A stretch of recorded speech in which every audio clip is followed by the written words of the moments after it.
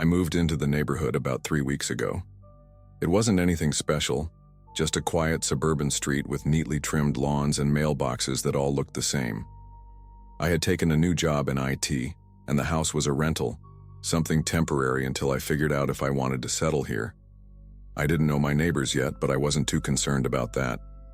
I worked from home, didn't socialize much, and honestly, I liked keeping to myself. Life was uneventful, until the calls started. At first, I ignored them. They always came around the same time, past midnight, from an unknown number. I figured it was some scam or robocall, so I didn't bother answering. But they kept coming.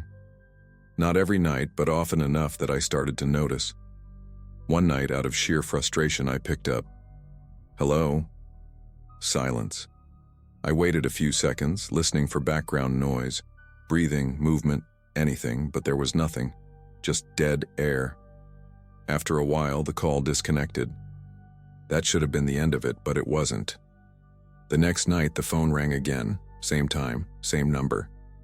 I let it go to voicemail, but no message was left. The night after that, I answered again, more annoyed than anything. "Who is this?" Silence. I was about to hang up when I heard something. Soft, barely audible, like a whisper. I pressed the phone harder to my ear. Then, clear as day, I heard my name. "Daniel." A chill ran down my spine. It wasn't just the fact that they knew my name. It was the way they said it. Slow, deliberate, like they were savoring it. I hung up immediately, heart pounding. I tried to tell myself it was some kind of prank, maybe a wrong number, someone messing around. But deep down, I knew better. I turned my phone off for the night and went to bed, convincing myself it was nothing. The calls didn't stop. If anything, they became more frequent. Some nights I'd get 2, maybe 3 back-to-back. I never answered again, but that didn't seem to matter. Just seeing that unknown number flash across my screen was enough to unnerve me. I blocked it, but the calls still came, just from different variations, different digits each time. Whoever it was, they weren't giving up. After a week of this, I decided to change my number. It felt drastic, but I couldn't shake the uneasy feeling that someone was deliberately targeting me. I went through my carrier's app, switched to a new number, and sighed in relief. Problem solved. I even laughed at myself a little. Had I really let some random spam calls get under my skin? It was probably nothing. That night, just as I was about to sleep, my phone buzzed. A text. My stomach dropped before I even looked at it.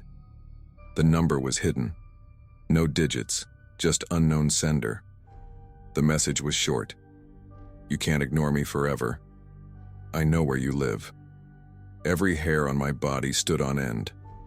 My first instinct was to run to the window to check if someone was outside. But then I remembered I had a doorbell camera. Hands shaking, I grabbed my phone and pulled up the footage.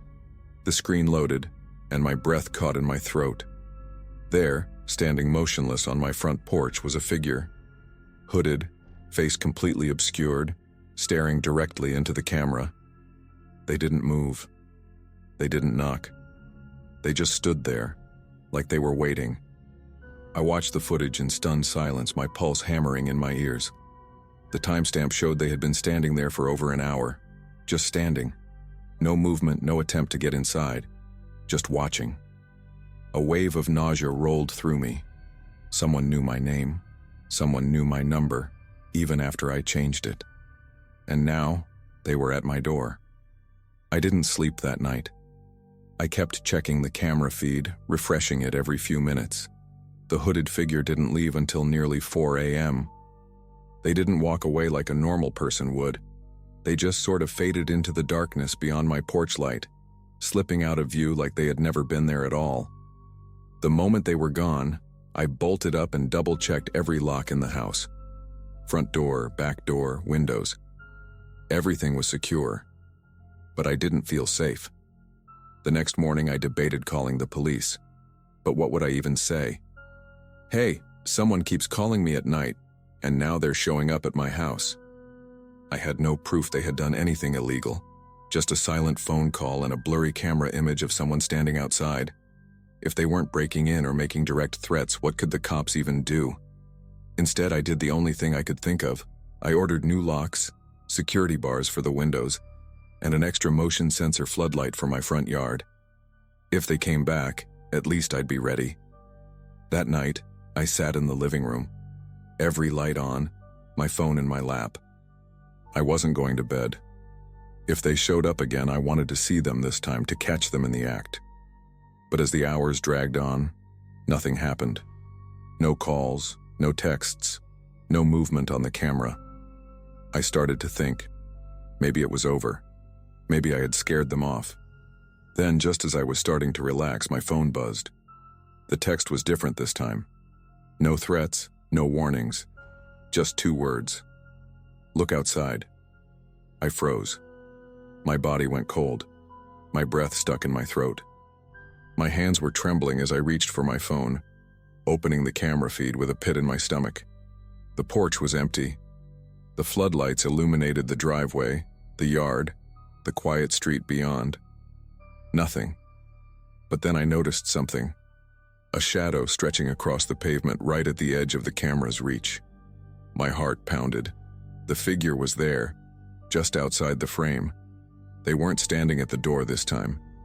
They were hiding, lurking just beyond the light, watching. A sudden burst of adrenaline pushed me into action. I shot up, grabbed the nearest thing I could find, a kitchen knife, and marched to the door. I hesitated, every instinct screaming at me not to do this. But I had to know. I had to see them. I yanked the door open and stepped outside, the cold air biting against my skin. The street was silent, empty, not a single person in sight. But then, from somewhere close, too close, I heard it. A whisper. A rasping, sickening voice, like it came from someone who hadn't spoken in years. And it said my name. Daniel. I spun around, knife gripped so tight my knuckles ached. The sound had come from the side of the house, from the darkness where the porch light didn't reach. My chest tightened. I forced myself to step forward, peering around the corner. Nothing. Just the wind rustling the bushes. Then I heard it again, right behind me. I turned so fast I nearly tripped. The porch was empty.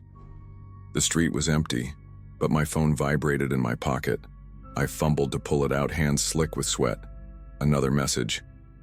Too slow. I was done. I bolted inside, locked the door, and called the police. I didn't care if they thought I was crazy. I wasn't spending another night alone in that house. They arrived 20 minutes later, but by then whoever had been out there was long gone. The officer checked the yard, the street, even the side of the house. Nothing. No footprints. No signs of forced entry. Just me, shaking like a damn leaf, trying to explain that I wasn't losing my mind. The next morning, I packed my bags and left. I didn't even bother waiting for my lease to end. I moved in with my brother across town, told the landlord I had a family emergency, and never looked back. A week later, I checked my doorbell camera one last time, out of morbid curiosity. The footage from my last night in that house was still there. I hesitated before pressing play, dreading what I might see.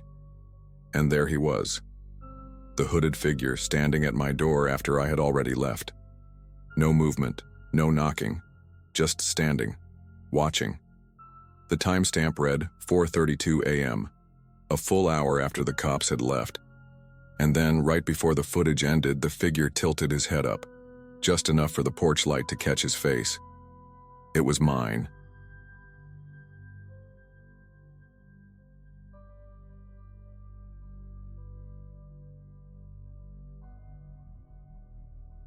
I moved into my apartment about 6 months ago. It's a small unit in a quiet complex just outside the city. Nothing fancy, but it was perfect for me. I'd just started my first real job after college, working late hours at a local publishing house, so I wasn't home much. The building itself was old but well-maintained, with long, dimly lit hallways and paper-thin walls that let me hear my neighbors' muffled conversations and TV shows late at night. At first, I loved living alone. It felt like a new chapter, a step into adulthood. But lately, something had started to feel off. It started with little things, things I could explain away. I'd come home from work and find my front door slightly ajar, just a crack, even though I was sure I'd locked it. Sometimes I'd wake up in the morning and swear my bedroom window, one I never opened, looked just a little different, as if it had been shifted.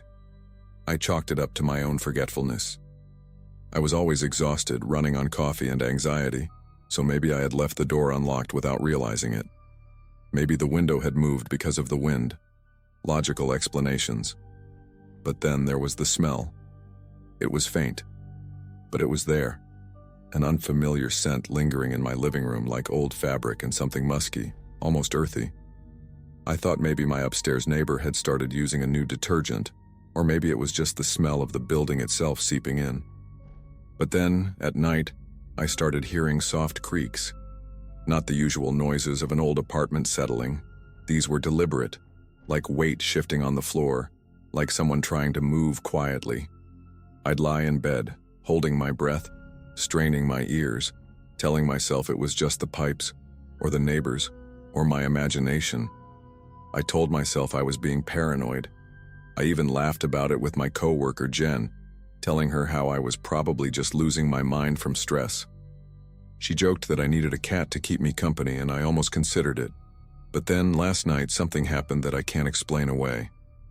I came home late, tired as usual, dumped my bag on the couch, and walked into the kitchen to grab a glass of water. That's when I saw it. An old plate from my cupboard sitting in the sink. A plate I hadn't used in weeks. There were fresh crumbs on it. I froze. My brain tried to come up with an explanation, but nothing made sense. I lived alone. I barely cooked. I hadn't touched that plate in weeks, yet there it was, sitting in the sink with crumbs. Fresh ones. My stomach tightened as I looked around the kitchen. The cabinets were shut, the fridge was closed, nothing else seemed out of place. But the air felt wrong, like the space wasn't entirely mine anymore. My first instinct was to check the front door, see if it had been forced open, but the deadbolt was still locked. A shiver ran through me. I took slow steps back into the living room, scanning every corner, checking the shadows. The apartment was silent, but now it felt like silence with weight, like someone was holding their breath along with me. My bedroom door was open.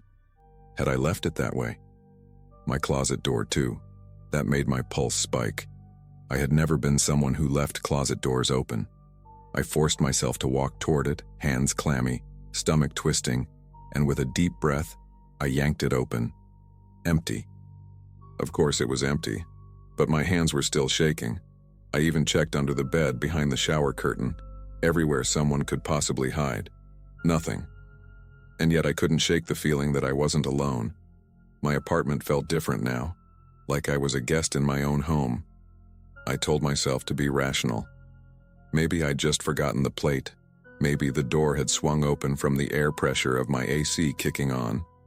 Maybe I was overtired, paranoid, letting my imagination run wild. That's what I told myself as I went to bed, but sleep never came easy that night. At some point I must have drifted off, because I woke up to something, soft, almost imperceptible, but enough to snap me out of my half-sleep. A noise, a creak. Not from the walls, not from the neighbors, from inside my apartment. My body went rigid. I didn't move. I barely breathed. I listened. Another creak, closer this time. Then silence. My heart was hammering in my chest. I didn't want to move, didn't want to make a sound, but every instinct screamed at me to get up. I reached for my phone, the glow of the screen making my pulse feel deafening in my ears. I hesitated. Call someone? Who? The police? What would I even say? I forced myself to sit up, every nerve in my body on high alert. My bedroom door was still open, leading into the dark hallway. I stared at it, waiting, listening. Nothing. But I knew I had heard something. I had felt it. I unlocked my phone with shaky fingers and opened my call log, my thumb hovering over 911. But what if it was nothing? What if I called the cops just to have them roll their eyes at another paranoid woman who thought her own apartment was haunted by bad plumbing? I needed proof. Slowly, as quietly as I could, I slid out of bed and grabbed the heaviest thing within reach. a thick hardcover book from my nightstand. I edged toward the door, my bare feet barely making a sound on the floor. The hallway stretched out ahead of me, leading into the living room. The apartment was so quiet that I could hear my own heartbeat, but the air felt heavy, charged. I inched forward, every shadow suddenly looking too deep, too still. Then I saw it.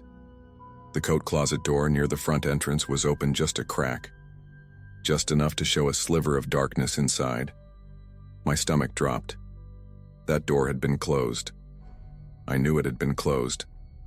My fingers tightened around the book, but my hand was slick with sweat. I could feel my breath coming in short, uneven gasps. Every part of me screamed to run, to get the hell out of there. But some twisted part of my brain needed to know, needed to see. I took another step forward, and then movement. The tiniest shift, barely noticeable, but it was enough. My vision tunneled, my body reacted before my brain could catch up.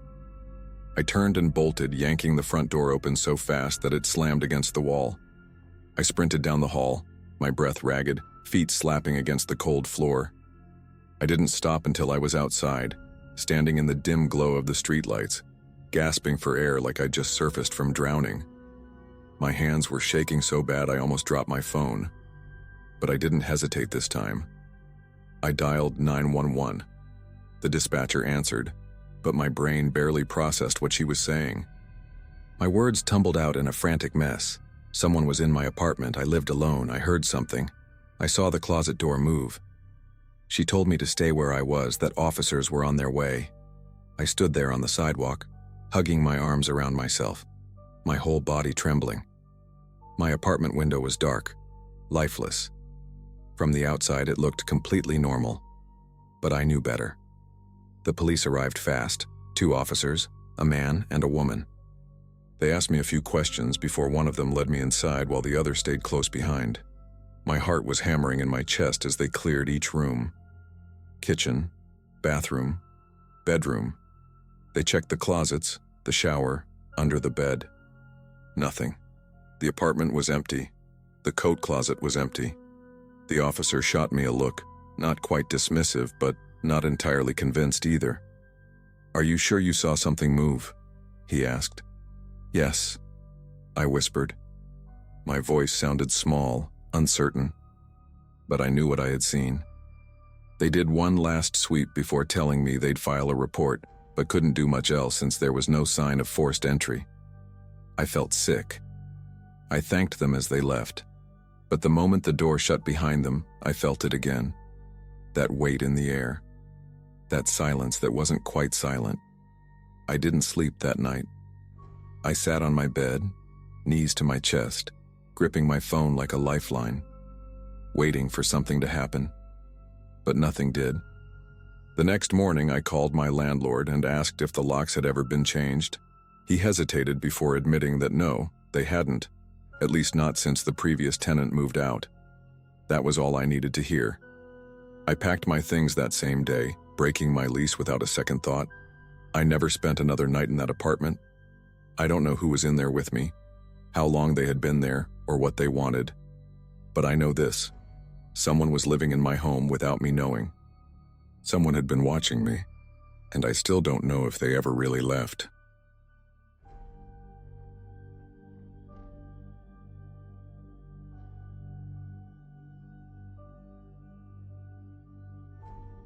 I was 17 when it happened, and to this day I still don't know what would have happened if I had made the wrong choice that night.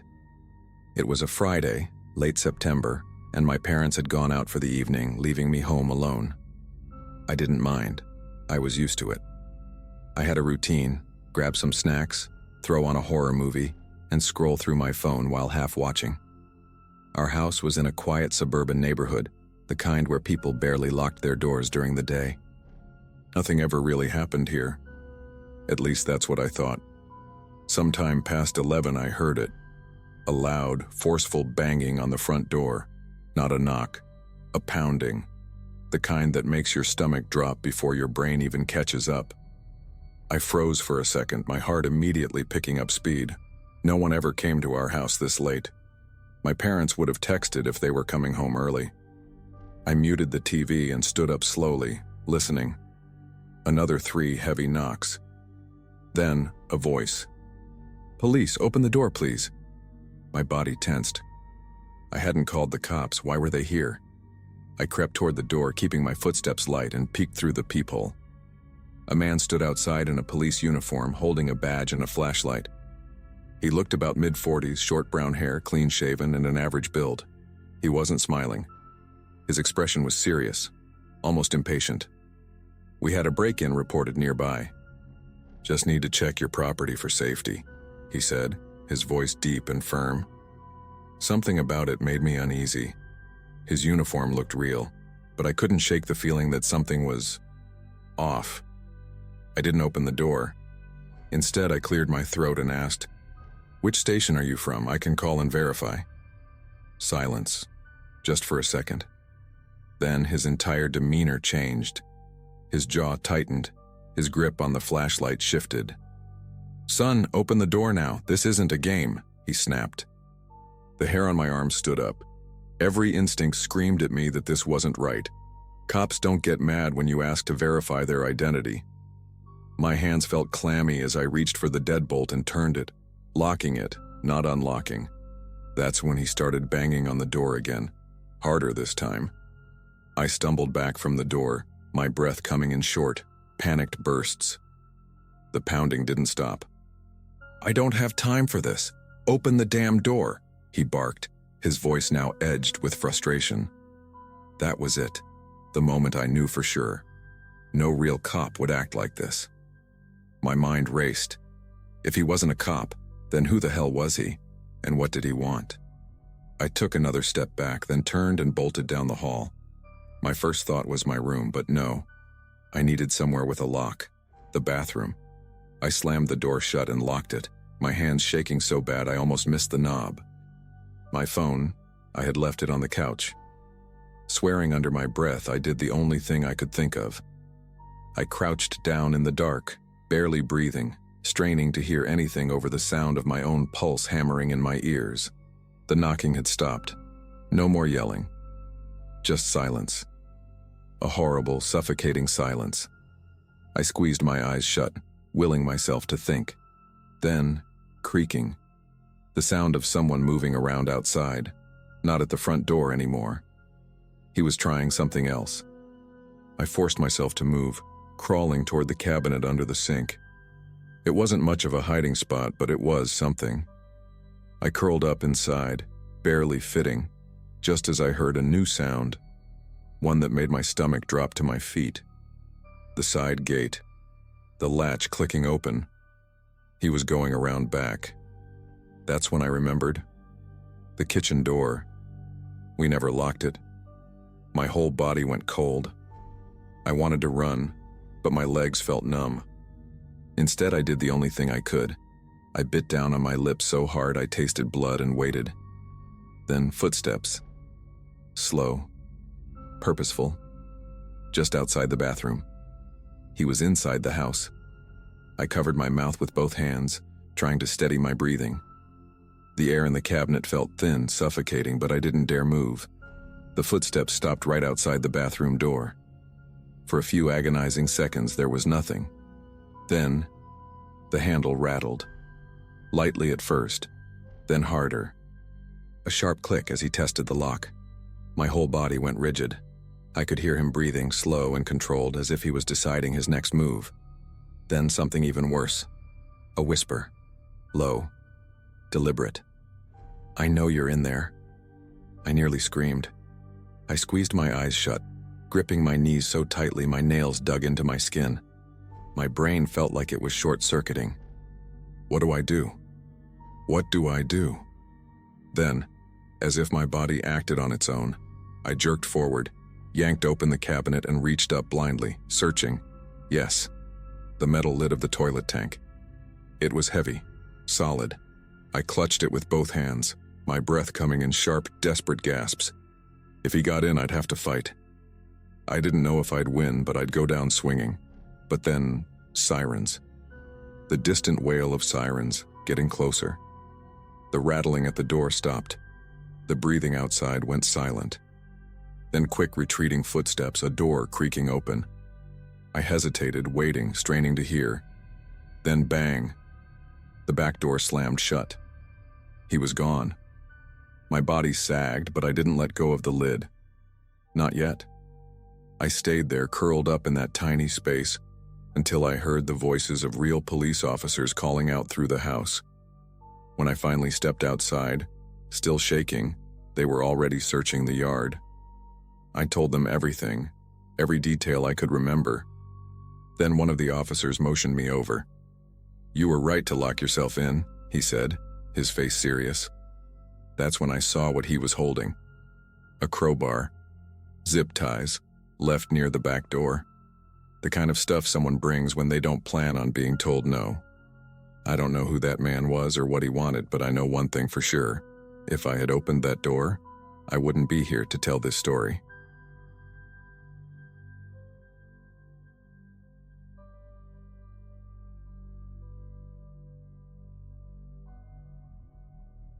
I moved into this house about a year ago, after finally saving enough to get out of my tiny apartment. It wasn't anything fancy, just a small one-story house in a quiet suburban neighborhood. The kind of place where people wave when they walk their dogs, and the most excitement comes from a neighbor's kid selling lemonade on the weekend. It felt safe, and that's what I needed. I live alone, which never really bothered me before, but something changed a few weeks ago. It started with the knocking. Random knocks, always late at night, usually between 11 p.m. and 2 a.m. At first, I thought it was just a drunk person or some kid pulling a prank, but it kept happening. The first time, I ignored it. The second time, I peeked through the blinds but didn't see anyone. The third time, I finally got the nerve to go to the door and ask who it was. No answer, just silence. I even checked my security camera the next morning, but it hadn't caught anything. It only recorded motion close to the door, and whoever it was must have stayed just out of range. It was unsettling, sure, but I tried not to overthink it. Maybe it was just a neighbor's friend knocking on the wrong house. That's what I told myself, until the night someone actually spoke. It was around midnight when I heard it again, a sharp, deliberate knock. I hesitated, then slowly approached the door, my heart pounding. I wasn't going to open it, just listen. But then, a man's voice cut through the quiet. "Is this the Airbnb?" His tone was casual, like he fully expected me to say yes and let him in. That threw me off. I wasn't expecting that. I opened the door just a crack, enough to see him but not enough for him to push his way in. He looked normal, mid-40s, jeans, a baseball cap, holding a small suitcase. I shook my head.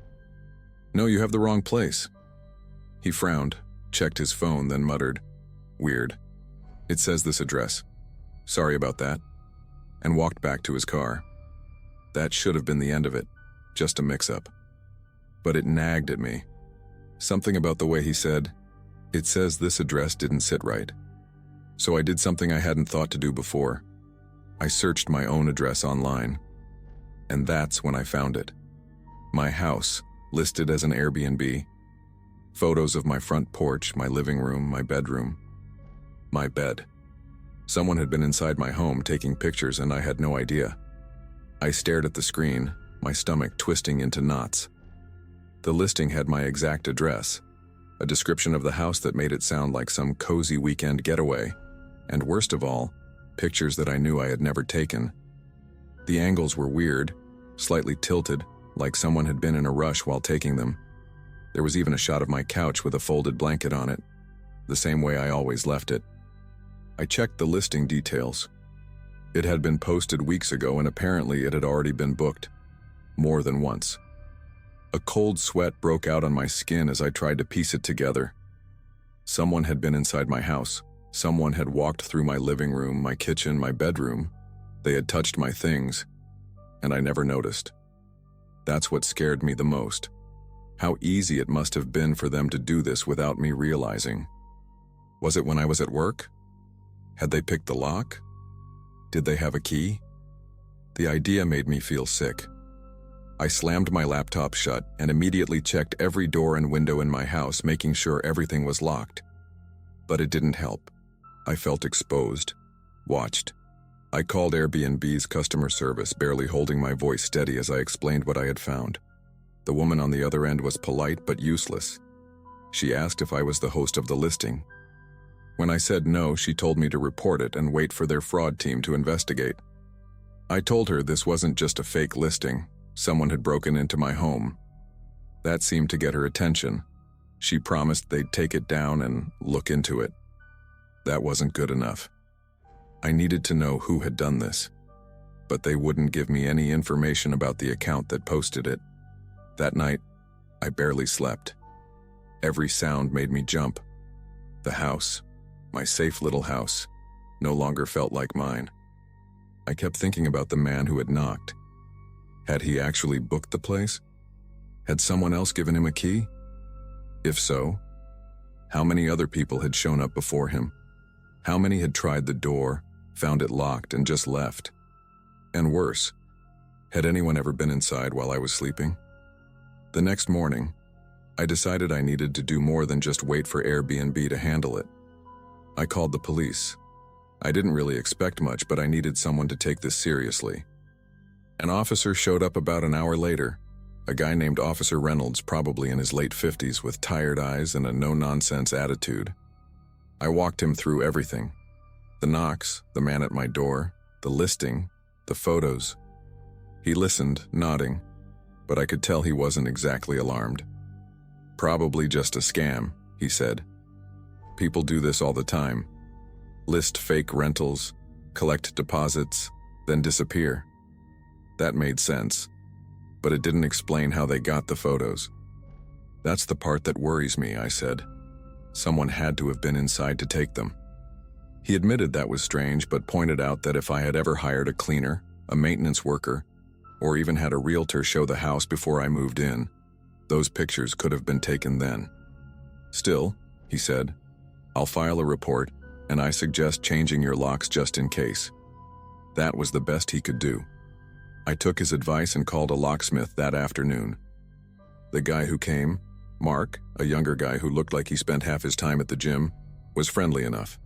He changed out both the front and back locks, even put in a deadbolt that needed a key from both sides. Nobody's getting in unless they really want to, he joked. I laughed, but it didn't help. Because if someone had already been inside without me knowing, what was stopping them from coming back? That night, I double-checked every lock and left the hallway light on. I told myself it was over, that I was safe now. But just as I was about to fall asleep, I heard it. A sound I hadn't heard before. Not a knock. A key turning in the lock. I froze. My breath caught in my throat as I listened, heart hammering so hard I thought it might give me away. The sound was unmistakable. The metallic click of a key sliding into place. The soft clunk of a lock being tested. Someone was trying to get in. My mind raced. Had the locksmith screwed up? Had he kept a copy? Or was it someone else? Someone who already had a key, confused because I had changed the locks. I grabbed my phone and silently slid out of bed, barely daring to breathe. The front door was just down the hall. If they got in, I'd have no time to react. I dialed 911, my fingers shaking. The operator answered, but before I could speak, the sound stopped. Silence. No footsteps, no retreating car engine. Just nothing. I waited, straining to hear anything, but the only sound was my own pulse pounding in my ears. Someone's trying to break into my house, I whispered to the operator. I think they had a key. The police arrived in less than 10 minutes, but it felt like an eternity. They searched the yard, checked the doors, even looked at my security camera footage. But there was nothing. No one on the camera, no forced entry, no sign of a struggle. Just me, standing there in my pajamas, feeling like I was losing my mind. But I knew what I had heard, and I wasn't imagining things. I didn't sleep that night. First thing in the morning, I called out of work and went to stay with a friend. I couldn't be in that house another night. A week later, I broke my lease and moved out. I never found out who listed my house or how they got inside. Airbnb took the listing down, but they never gave me any answers. And the worst part? I still think about that last night, about how the person at my door didn't knock, they didn't hesitate. They expected to walk right in.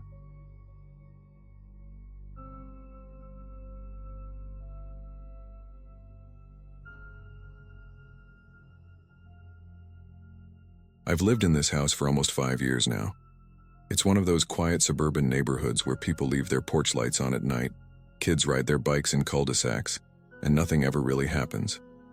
I moved here after my divorce, mostly for the peace and quiet. I work from home, so I don't interact with my neighbors much beyond the occasional wave. It's just me and my dog, Cooper, a lazy golden retriever who sleeps through everything. I've never had a reason to feel unsafe here until last night. I woke up to this weird, low humming sound. At first, I thought it was a dream, but then I realized it was real. It was mechanical, rhythmic, almost like an engine idling. I sat up, rubbing my face, trying to place where it was coming from.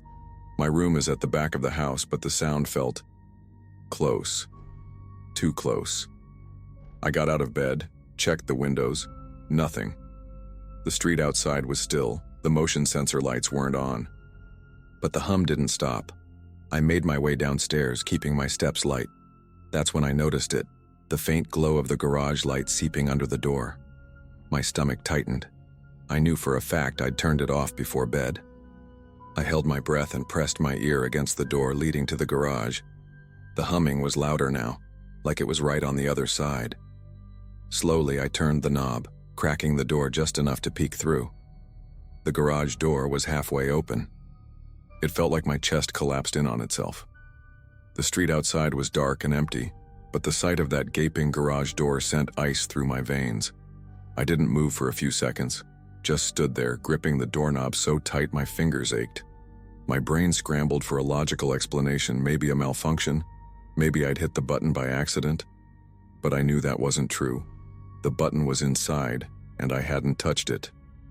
I took a slow step into the garage, scanning every shadowed corner. My car was parked in its usual spot, my tools lined up neatly on the workbench. Nothing looked out of place, but I couldn't shake the feeling that something was wrong. The hum had stopped. The only sound now was the faint ringing in my ears and the distant rustling of leaves outside. I swallowed hard and reached for the control panel on the wall. With shaking fingers, I pressed the button to close the garage door. The motor groaned to life and the door slid down smoothly, locking into place with a soft thunk. I locked the deadbolt on the side door for good measure, then just stood there for a minute, listening. My heart was still hammering, but everything was silent now. Still, I couldn't shake the unease crawling up my spine. I turned off the light and went back inside, double-checking that every door and window in the house was locked. Then I climbed back into bed, staring at the ceiling for what felt like hours before finally drifting off to sleep. The next morning, I almost convinced myself it had been nothing, a weird mechanical glitch, maybe the wind playing tricks on me, but something gnawed at me. So after making my coffee, I pulled up the security camera footage from my phone. My driveway camera records everything after dark. If the garage door had opened on its own, I'd see it. But when I scrolled back to 3:12 a.m., I saw something that made my blood run cold. A man. At exactly 3:12 a.m., a tall, thin figure walked up my driveway. He moved casually like he belonged there. He wore dark clothes and I couldn't make out his face. But the worst part? He walked straight to the garage keypad, entered a code, and the door started rising. My stomach lurched. He didn't hesitate, didn't look around. He just stepped inside. Calm, confident, and then nothing. I scrubbed through the footage again, my fingers cold against the phone screen. I watched as the man stepped into my garage, then nothing. He never came back out. No movement, no shadow passing the sensor light, no second figure leaving. Just an open garage, then darkness. I checked the footage from the inside garage camera, the one pointed toward the door leading into my house. The feed was clean, too clean. The last motion detected was from when I went to close the door myself. But I knew what I saw. I knew my garage door had been open when I got downstairs, and I knew for a fact that I hadn't seen anyone when I looked inside. A sharp, sickening dread settled in my gut. Had he hidden inside my house? I jumped up, heart pounding, and did a full sweep of every closet, every spare room, even the attic. But there was no one. No signs of forced entry, nothing stolen, nothing disturbed. It was like he had just vanished. I called the police. I felt stupid explaining it to them. A man broke into my garage, but he never left, and now he's just gone. But when the officers arrived, they took it seriously. They reviewed the footage, checked the garage, and even searched the neighborhood. Nothing. No footprints in the frost-covered grass, no sign of a break-in. They asked if I had any idea who might know the keypad code. I didn't. The only person who'd ever had it was my ex-wife, and she moved to another state years ago. One of the officers suggested that maybe the man had hidden under my car and slipped out when I wasn't looking, but I knew that wasn't possible. I would have seen movement, heard something. Besides, the footage didn't show him leaving. It was like he had walked into the garage and just disappeared. Before leaving, the officers advised me to reset my keypad code and keep my doors locked. One of them, Officer Reynolds, gave me his card and told me to call if anything else happened. I nodded, thanked them, but the whole time, I could feel my hands trembling. This wasn't normal. This wasn't some random break-in. Whoever that man was, he knew the code. He knew how to get inside without making a sound. That night, I barely slept. Every creak in the house made my skin crawl. I kept picturing the footage over and over, the way he entered so casually, like he had done it before. Around 3 a.m., I jolted awake to a noise, a soft, mechanical hum. My body went rigid. It was coming from the garage. I grabbed my phone and pulled up the camera feed, my pulse slamming in my ears. The garage was empty. The door was shut. But I could still hear it, the same low hum from the night before, vibrating through the walls. And then, just as suddenly as it started, it stopped. I never figured out who he was or how he got in. But the next morning, when I went to check the garage, I found something that made my stomach drop. The keypad had been removed, neatly, surgically, like someone had taken their time prying it off. It wasn't on the ground. It wasn't anywhere. It was just gone. I changed the locks.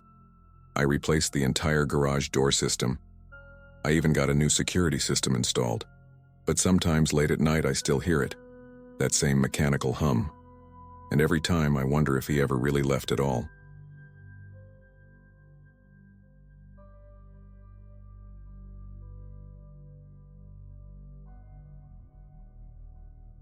I've lived alone for about 3 years now, ever since I moved to this quiet little stretch of rural Missouri. My nearest neighbor, an old guy named Walter, lives about 100 yards down the road, and besides him, there's nothing but trees and open land. It's the kind of place where you hear every creak in the house, every rustling branch outside. You get used to it, or at least I thought I had. I liked the isolation, the peace. But last month I learned that being alone isn't always a good thing. It was a stormy night, the kind where the wind howls and the rain comes down in sheets. I was sitting in my living room watching TV with a beer in hand when the power suddenly cut out. The entire house went dark and the only sound left was the wind hammering against the windows. I wasn't too concerned. Power outages weren't uncommon out here. So I grabbed my flashlight, pulled on my jacket, and stepped outside to check the breaker box. That's when I noticed something that made me pause. Walter's house still had power. From my porch, I could see his living room lights glowing warm through the rain. That was odd. If the storm had knocked out my power, his should have been affected too. I frowned but shook it off. Maybe I had just blown a fuse. I made my way to the side of the house, my flashlight cutting a narrow path through the downpour. When I opened the breaker box, though, everything looked normal. No trip switches, no damage. I flipped a few breakers anyway, just in case, but nothing changed. I sighed and turned back toward the house, already deciding I'd just wait it out until morning. But as I stepped onto the porch, my stomach dropped. My front door, it was open. Just slightly. I knew for a fact I had locked that door. I always did, especially at night. My first instinct was to blame the wind, but the storm wasn't strong enough to push open a locked door. I stood frozen for a second, my breath caught in my throat. My flashlight beam wavered as I tried to listen past the sound of the rain, past the wind rattling the porch railing. The house was silent, too silent. Slowly I stepped inside. The air felt different, stale, heavy. My flashlight flickered as I swept it across the living room, scanning for anything out of place. The furniture was the same. Nothing knocked over, nothing stolen. But something was wrong. I could feel it in my bones. A deep, instinctive sense that I wasn't alone. Then my flashlight sputtered, dimming for a brief second, and that's when I saw it. Down the hall, just beyond the reach of the light, a figure stood perfectly still. My brain struggled to process it, to make sense of what I was seeing. It was tall, motionless, standing in the narrow hallway that led to my bedroom. No features, no movement, just a dark shape, barely distinguishable from the shadows. My pulse pounded in my ears. I opened my mouth to say something, to demand who was there, but no sound came out. And then, as if acknowledging it had been seen, the figure took a single step forward. I didn't think. I just acted. I stumbled backward, nearly tripping over my own feet as I reached for the door. My fingers fumbled against the knob, slick with sweat, but I yanked it open and bolted onto the porch. The storm hit me like a wall, rain soaking through my clothes instantly. But I didn't care, I just needed distance. My mind was screaming at me to run, to get to Walter's house, to get anywhere but here. But as I turned toward the steps, something stopped me cold. The door hadn't slammed shut behind me. It was still open. I expected to hear footsteps, expected to see the figure chasing after me. But there was nothing. Just the open doorway and the yawning darkness inside. I held my breath, waiting, flashlight shaking in my grip. The beam barely cut through the storm, but I aimed it back inside, hesitating, my body caught between terror and disbelief. The hallway was empty. That didn't make sense. I had seen it. Someone had been standing there. They had moved. I wasn't losing my mind. My heart pounded against my ribs as I considered my options. Run to Walter's, call the police, but my phone was inside, and I wasn't about to go back in alone. That's when I remembered. I had left my truck unlocked. The keys were in the cup holder. If I could just get to it, I could drive into town and get help. I turned and sprinted toward the driveway, gravel crunching beneath my boots. My truck was barely visible in the downpour, but I could make out its shape, its headlights reflecting the glow of Walter's porch light. Just a few more steps. I yanked the door handle, climbed inside, and slammed it shut. My hands were shaking as I reached for the keys, but just as my fingers brushed against them, I felt something. A presence. From the back seat. I didn't turn around. I couldn't. Every muscle in my body locked up as I gripped the steering wheel, my breath coming in short, uneven gasps. The air in the truck felt wrong, thick, heavy, like something was pressing down on me. My skin prickled with the unmistakable sensation of being watched. Slowly, my eyes drifted to the rearview mirror. There was nothing there. At least that's what I told myself.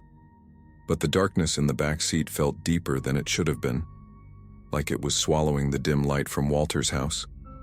My heartbeat thundered in my ears as I reached for the keys, forcing my trembling fingers to wrap around them. The second I turned them in the ignition, the truck roared to life, headlights cutting through the rain. That's when I saw it. Reflected in the windshield just for a split second before the headlights fully illuminated the road, was a figure in the back seat, sitting perfectly still. No features, no movement, just a shape, watching me. I didn't think. I threw the truck into reverse so fast the tires spun against the gravel. The second I was clear of the driveway, I floored it down the road, barely able to see through the rain. I didn't stop until I reached Walter's house. I must have looked insane, soaked to the bone and shaking like a leaf, but he let me in without question. I told him everything. We called the sheriff. When they went back to check my house, the door was wide open. No signs of forced entry, no footprints, no sign that anyone had ever been there. The power came back on while they were inside, as if nothing had ever happened. They found my flashlight on the floor in the hallway, still on. That was it. I never stayed another night in that house. I packed my things the next day and left. Maybe it was an intruder. Maybe it was something worse. All I know is, I locked that door, and something was waiting for me to step outside.